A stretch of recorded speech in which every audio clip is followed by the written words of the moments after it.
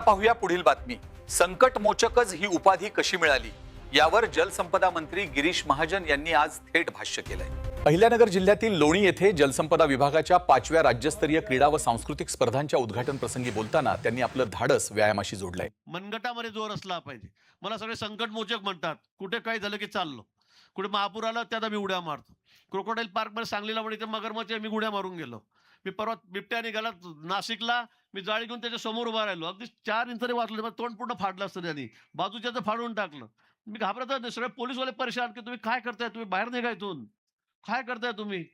तो बिबट्या एवढा चौथा आलेला आहे, पण मी 2 फुटावर जाऊन त्याच्या जाळी घेऊन उभा राहिलो. हे कशामुळे होतं? हे व्यायामामुळे होतं. मागच्या वेळेला खोपोलीला वरती दरड कोसळली. 8 किलोमीटर रात्री मी 2 वाजताच एकटं चढून गेलो. सगळ्या दिवसा जाऊ शकत नाही म्हणत होते मी. रात्री एवढ्या पडत्या पावसामध्ये, कडकडत्या विजेत, एवढ्या वादळामध्ये मी वर पोहोचलो.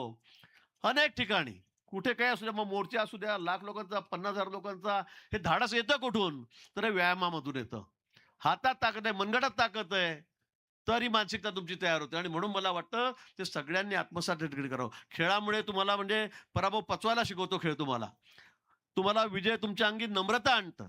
या ठिकाणी संघभावना, स्वतःचा अहंकार बाजूला ठेवतं आणि खेळ हा शेवटपर्यंत झुंज देण्याची मानसिकता जी आहे ती तयार करत असतो.